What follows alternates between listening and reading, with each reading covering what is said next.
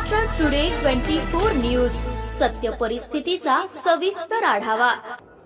स्वराज्य संस्था, महानगरपालिका, नगरपालिका रणधुमाळी। नेत्यांचं मत कोणाला, जनतेचा कौल कोणाला? पहा फक्त महाराष्ट्र टुडे 24 न्यूजवर।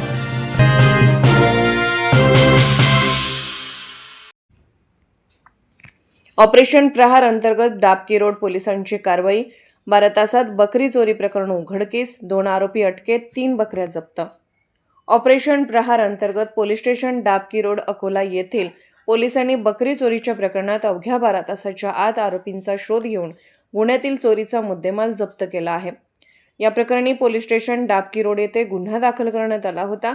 फिर्यादी यांनी दिलेल्या माहितीनुसार फिर्यादी व त्यांच्या शेजाऱ्यांच्या बकऱ्या नेहमीप्रमाणे चरण्यासाठी सोडण्यात आल्या होत्या।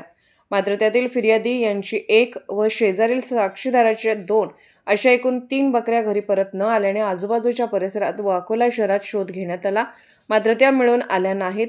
सदर 3 बकऱ्या किंमत 28,000 रुपये अज्ञात इसमाने चोरून नेल्याचा संशय व्यक्त करण्यात आला होता।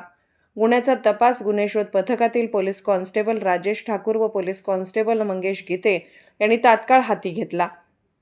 ठाणेदार तसेच पोलीस उपनिरीक्षक अनिल चव्हाण यांच्या मार्गदर्शनाखाली मिळालेल्या गुप्त माहितीच्या आधारे संशयित आरोपी मोहम्मद शाहबाज मोहम्मद आरिफ अफजल खान अब्दुल खलील खान यांना ताब्यात घेऊन विश्वासात घेऊन चौकशी केली असता त्यांनी गुन्ह्याची कबुली दिली। आरोपीकडून चोरीचा मुद्देमाल 3 बकऱ्या 2 पंचांच्या साक्षीने जप्त करण्यात आले आहेत।